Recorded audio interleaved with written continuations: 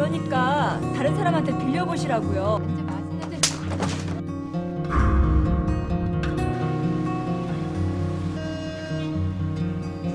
그지? 혜원이 맞지? 몸에서 힘쓰는 일 전부 오느라고 우리 조카 아주 죽어나는 얼들 이 일들이여. 얼통 좀 보고 와라.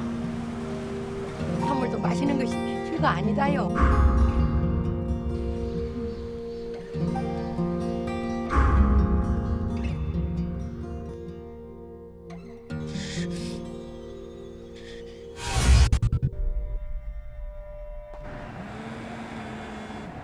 지금 일하는 중이야.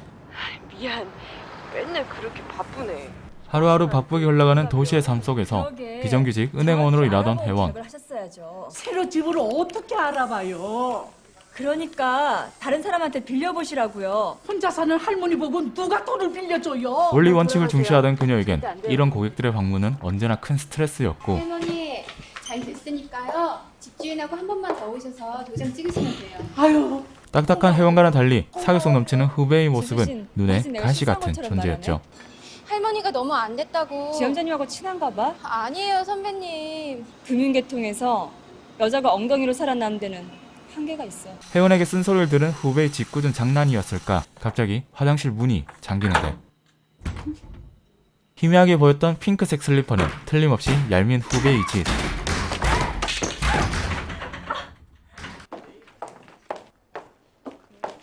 안주 맛있는데. 그런데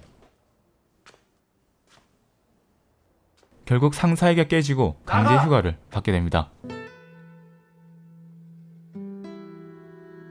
삭막한 도시의 삶에 지쳐버린 혜원은 어린 시절 향수가 담긴 무도섬으로 무작정 떠나는데, 아이 근데 그 무도엔 누구 보러 가요? 그녀를 반기는 유일한 사람이 있었으니 소꿉친구 김봉남. 그지? 혜원이 맞지? 오랜만에 방문한 고향에 환대를 기대한 건 아니었지만 아 여가 관광지요. 휴가라고 뭔 총부서까지 왔대. 이게 뭐 볼 게 있다고. 예상 못한 섬마을 주민들의 차가운 반응은 왠지 모를 찝찝함과 불쾌감을 주었죠. 얼들 이 일들이여. 비 오면 감자 다 썩어야. 하지만 차갑게 식었던 혜원의 마음에 온기를 건네는 그녀의 순박한 웃음은 무도섬으로 떠난 자신의 선택이 옳았다는 생각이 들게 했고, 아이고, 배고프겠네. 내 먹을 것 좀 갖고 올게.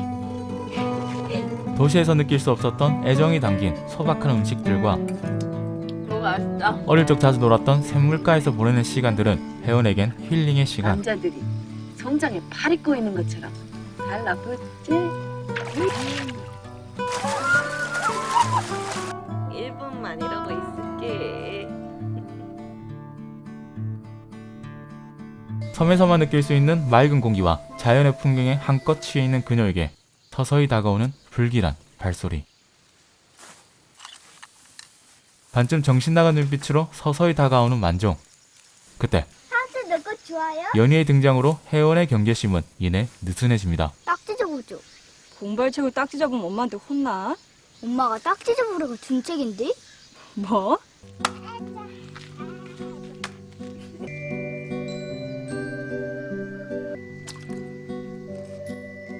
그런데 집에 도착하자마자 들리는 한 여성의 신음소리와 그 앞에서 맞점을 하고 있는 봉남이. 아, 그거지 또 한겨? 이런 말도 안 되는 상황은 혜원에겐 충격이었지만 어떻게 너가 보는 앞에서 그것도 같이 자는 방에서 딴 여자하고 그 짓을 하는데 봉남이의 이해할 수 없는 대답. 여긴 알아도 모르는 거요.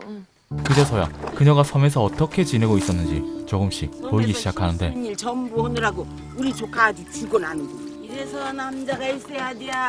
휴식 없는 중노동에도 불구하고 더욱 매몰찬 섬마을 주민들. 퍼질러 있지 말고 국시라도 말어야. 게다가 밤마다 계속되는 남편의 폭력까지.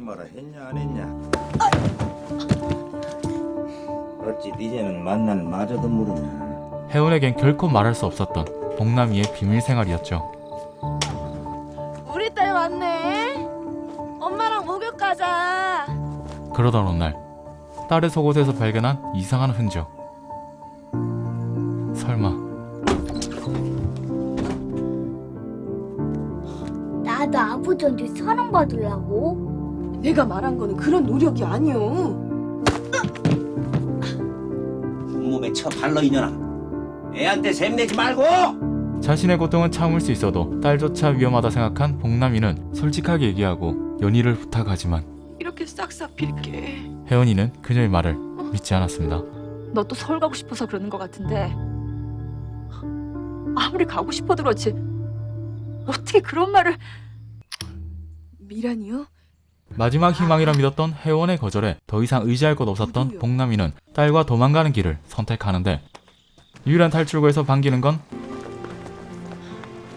섬마을 주민들과 한패인 득수. 빨리 가자고 만종이 온다고. 쟤 보고 결국 남편에게 붙잡히게 됩니다. 딸 인연을 받아줬더니 남편을 속이고 달아나 이 개 같은 년아. 다리를 분질러 버려라. 집 나가려는 개하고 예편내는 그렇게 해서라도 꼼짝 못하게 해야 한다. 엄마가 맞는 걸 더 이상 지켜볼 수 없었던 연희는 아빠를 말리다 그만.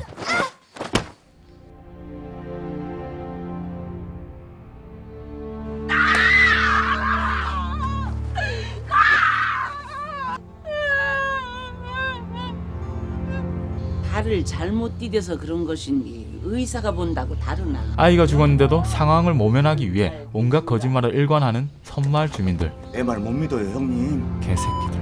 아, 우리가 그 거짓말하면은 아애미가 가만히 있겠는가? 그러면 아이미가 주겠나? 그럼 복남이 친구는? 그렇다면 혜원이는 전 그때 자고 있었어요.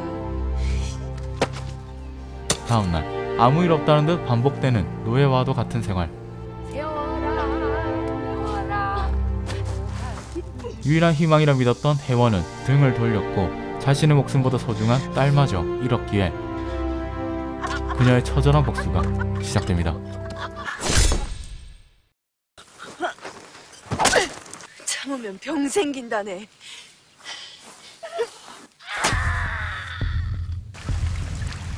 섬마을 주민들을 차례차례 제거해 나갈 때 고기잡이를 마치고 돌아온 남자들. 감자가 싹이 돋게 비를 맞췄다냐.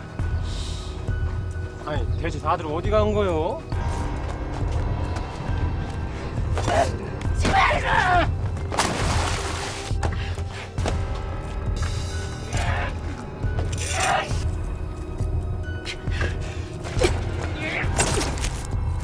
그녀의 잔인하면서도 슬픈 복수가 끝나는 듯 했으나 또 다른 불편한 진실 하나. 연희가 살해당한 순간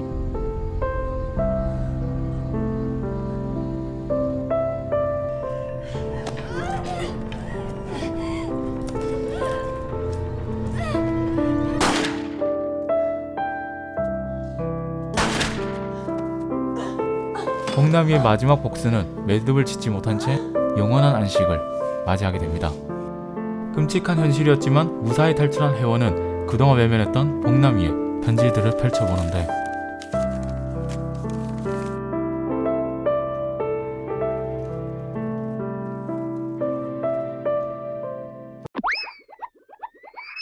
도시의 삶에 지친 혜원은 어린 시절의 고향 무도로 향하지만 섬 주민들의 반응은 차갑기만 했죠. 서수인원으로 꾸려진 무도에서 여성으로서의 삶이 압축되어 표현된 동호 할매의 말은 여잔 남자 젖을 물고 살아야 편한겨. 반대로 남성들의 힘은 권력이자 법이었기에 낯선 혜원의 방문은 그저 불편한 이방인이었습니다. 영화 도입부는 혜원의 시점이었지만 무도섬에 도착한 뒤로부터 복남이의 시선으로만 진행되면서 그녀의 시리도록 아픈 모습들에 초점이 맞춰집니다. 편안한 휴가를 즐기던 혜원은 복남이의 섬생활을 어느 정도 눈치채고 있었지만 그녀의 간절한 요청을 냉정하게 거절합니다. 섬마을 주민들의 차가운 시선, 그리고 남편의 학대와 성폭행이 난무하는 섬에서 정신적 버팀목인 딸이 죽게 되고 마지막 남은 희망의 동아줄이었던 혜원은 그저 방관자였기에 복남은 스스로 처절한 복수를 시작합니다. 세상과 단절된 무도섬에서 일어난 무차별 살인은 마치 정당방위처럼 당연하게 보이면서 마음 한편으론 또 다른 선택지가 없었던 그녀의 현실이 안타깝게만 느껴지죠. 한편 이렇게 상식을 벗어난 일들이 영화 속 이야기가 아닌 실제 사건을 모티브로 만들었던 사실은 더욱 충격에 빠지게 하는데요. 영화 속 복남이의 살인 장면들보다 더 잔인하고 무섭게 다가오는 부분은 그녀가 받아왔던 학대와 섬마을 주민들의 무관심, 그리고 소꿉친구였던 혜원마저 등을 돌린 현실이었죠. 자신의 일상을 챙기기에도 벅찼던 혜원은 절실한 구조 요청이 담긴 복남이의 편지를 외면했었고, 연희가 안타깝게 살해당한 현장을 목격했지만 거짓말을 일관했던 그녀의 모습은 각박한 사회가 만들어낸 이기주의와 방관자에 대한 비판의 메시지가 담겨 있습니다. 하지만 그 누구도 남의 불행에 관여하고 싶어 하지 않죠. 만약 우리가 혜원의 입장이었다면 그녀와는 달리 도움의 손길을 내밀 수 있었을지는 한번 생각해볼 문제 같습니다. 지금까지 덕무비였습니다.